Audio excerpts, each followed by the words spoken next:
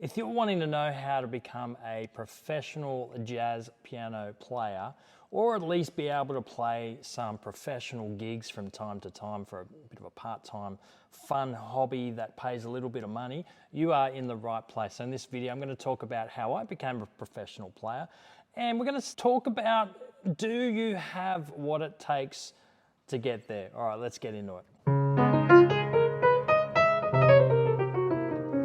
Hey guys, Glenn here from jazzpianolessons.online, and today we're looking at, do you have what it takes to become a professional jazz player? Do you know what it is that you need to do to be able to play in a professional setting or even make a career out of playing the piano? All right. The first thing, of course, you need to be able to do is you've got to be able to play well. All right. So now that's a question I get a lot. How often would I have to practice, or how long do you think it would take for me, after I've, had a lesson with them or something like that? And I'd say, this is where I'm at right now. What do you think would be the right amount of practice time that I need to put in?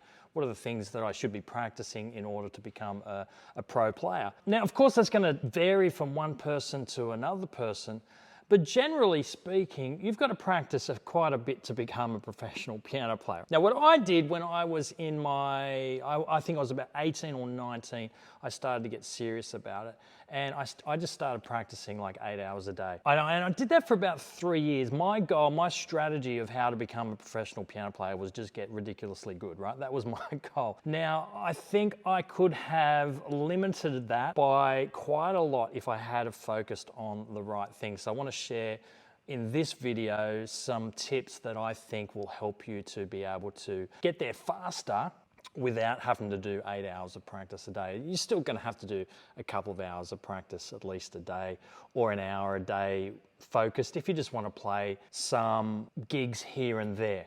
All right, so you're not necessarily wanting to make a career out. Now, there's a couple of things that you need to know in terms of being good enough to perform, right, with other people or by yourself, piano bar or some kind of hotel lobby or something like that, or weddings or receptions, or play with a small trio or big band or something like that. And that's a couple of things. Here's a couple of things. Now, of course, your technique's got to be good enough, all right? So that's your ability to play. So it's no good having these great ideas in your mind. It's no good being able to hear what you want to play even and not be able to actually play it. So you've got to have some kind of facility within your fingers. So you need to be practicing your technique in some way. Now that can vary. Now I did what was called Hanon studies, a bit of a classical thing to have done. I kind of regret doing that. I know it's helped me become a better player, but at the same time, I think I probably could have been killing two birds with one stone, so to speak. Terrible expression, but you know what I'm saying. Maybe I should have been practicing more transcriptions or something like that, or I should have been practicing 2-5-1 licks a little bit more and getting those under my fingers. They would have helped my technique still. I would have been working on that still. But at the same time, I would have been working on things that were a little bit more jazz orientated. My fingers got strong, my facility got pretty good. So then I would do other exercises like play transcriptions and practice some 2-5-1 licks and stuff like that. I probably should have just been focusing more on that. You've got to practice slow with your technique as well. Now, these days I actually play quite a lot of classical music, and that has helped my technique greatly, because trying to play some of the Chopin ridiculously hard pieces from a technical standpoint has really pushed me and made me play things that I wouldn't have played otherwise. Now, one of the things with jazz is that you get to make up what you're playing. For me, I kind of end up playing things that my hands know how to play. I end up kind of playing things that are easy for my hands to play, and I kind of avoid some of those things that are difficult for my hands. I've got kind of small hands, they're kind of short and chubby, but so I kind of I can deal with my hands. But when it comes to playing some classical music, for example, I have to play these particular notes. All right, so that's the first thing. Expand your technique, get better at what you can do with your hands. All right. Now, of course, that includes your entire body, and I might do another video on technique in great detail. To talk about what my classical teachers have taught me, as well as my jazz teachers, and what I've just learned over the years. So the second thing is you need to know what to play. So that includes music understanding, which we often call music theory, right? But it means basically, you see a chord and you know how to make that chord sound good. You know what voicings to use, you know what modes you could use or what licks might work in this situation. You need to understand what the key is and when it changes key, what's happening. Those are the things that you do need to understand, and you need to understand them so well that it's under your fingers, right? It's not just knowledge, it's just not understanding, it's practical understanding or functional understanding, right? It's functional knowledge of the chords, the scales, because when you're improvising, you're spontaneously composing, right? So it's got to happen in a second. So that just takes a lot of time. So obviously you've got to work out what it is you need to know, and then you need to practice it around the cycle of fourths. You need to practice amongst the songs that you want to play, and you want to get to a point where your fingers kind of know what to do without you thinking about it too much. Now that's a level one of being a professional jazz player, like being able to play anything and kind of just go for it, right? And it's under the fingers and it works, right? Level 2, level 3, is about, and Keith Jarrett level 5, if 5's the highest, is to be able to play something that's ridiculously interesting, innovative, and new. Nearly every time they play the piano, right? So we're talking about, there's pro piano player like I can play at my cousin's wedding, and everyone's happy. And then there's, I can play in front of 20,000 people and sell 1 million streams on iTunes. That's a completely different story, of course, isn't it? So you need to be able to play something, as in your fingers need to be able to play. You need to know what you want to play. And this comes to another point, is that you need to develop your ear, right? This is all to do with getting good on the piano. And you should be probably, if you're spending 2 hours a day practicing, you should be spending maybe 20, 30 minutes focusing intentionally on getting better at your ear. Now this could include transcribing, this could include working, trying to hear intervals, trying to recognize chords when you just hear it, chord progressions, even just listening intentionally to some great players, right? And just kind of letting that soak in, even without you knowing exactly what those notes. This is kind of level 2 really in some ways. It takes you from, I know what I can play, but here's what I want to hear, all right? So, and your brain very quickly does this process of, okay, I think I want to hear this note, or I want to hear this phrase, and then you kind of filter that, what you think you're hearing, you filter it through your musical understanding. So you say to yourself, well, I'm playing a D chord, and then there's, an E flat note here that I think I'm hearing, is that really the note that I think it should be? And you kind of filter it through your understanding, and then you go, maybe that's not a good idea, or maybe that's a good idea, and then you go for it. Now, there are the safe notes. If you think, you're playing a D chord, let's say you're playing D, D major, and you think you're hearing an F sharp,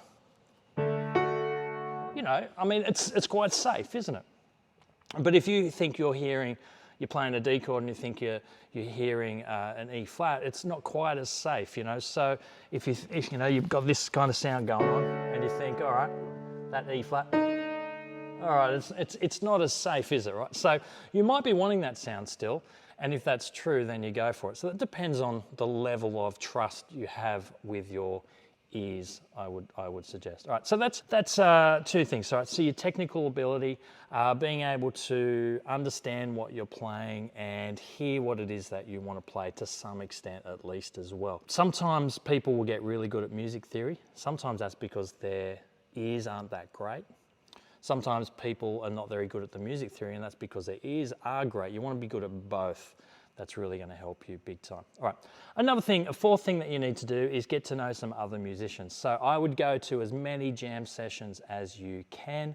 I would maybe even enroll in a community jazz program, of some sort to get to know some other people, probably in a very similar stage to you.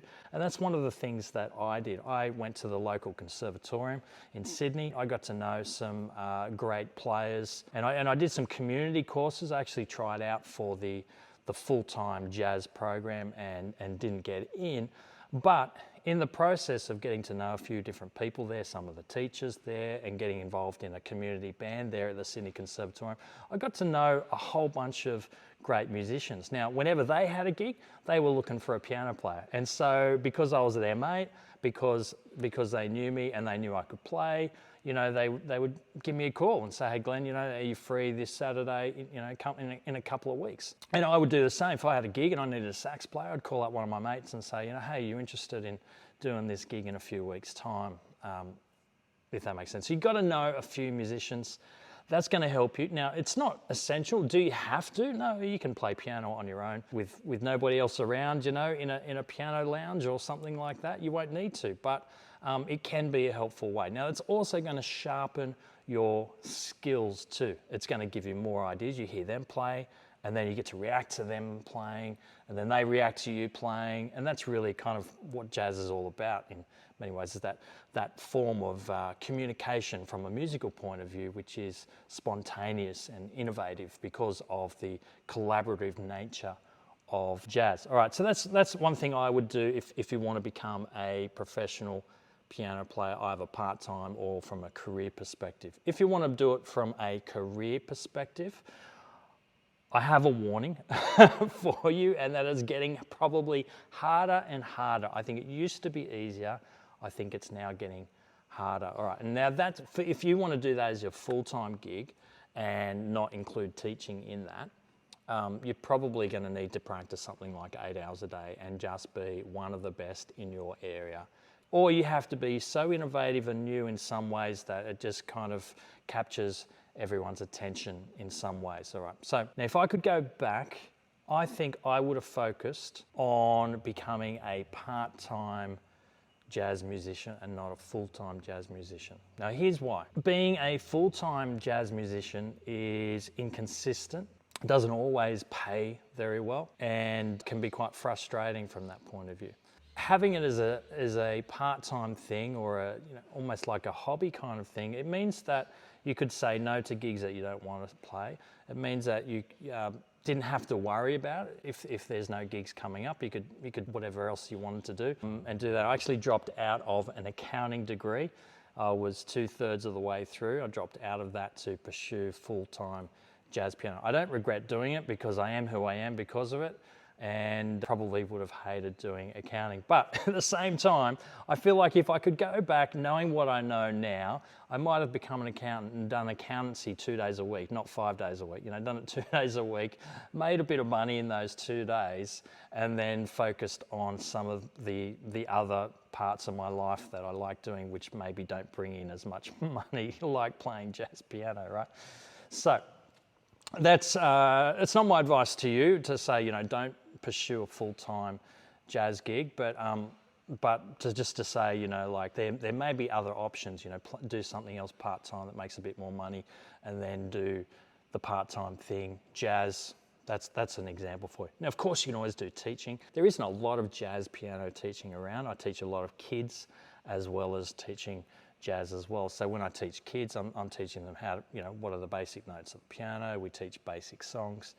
After they've been playing for a couple of years, we might start looking into improvising, or even they might play, you know, more classically, something like that. Anyway, all right. Now, another thing you need to do is get really good at hearing no, and just get yourself out there and start approaching different hotels, start approaching anyone you can think of that might have some kind of function going on, or where people gather. You need to think about, you know, would they like some piano being played at those places? So what I did when I was, you know, starting to be good enough to play in public, I was confident about my own performing ability. I decided to just get myself out there and just ask as many people as I can. So I put together a business card. So this is 20 years ago, right? Put together a business card and a letterhead, and just went around to different hotels and found out who the appropriate person was to ask. And at that time, it was the food and beverage manager. The food and beverage manager was the person who took care of the entertainment needs of the hotel. And so I would find out who that person is, and email and give them a call and say, hey, I'm interested in coming in. You know, I can do one night for you for free. This is my rates, this is what I'd be interested in getting paid, and then do a bit of a pitch and a bit of a play. Now, I did that to a lot of people. I got a lot of no's and I got a few yeses. And those few yeses, some of them I ended up playing for a couple of years. I played this one gig. I booked it as a duo with a different person each week. It was a great way for me to get to know a whole bunch of incredible musicians in my area.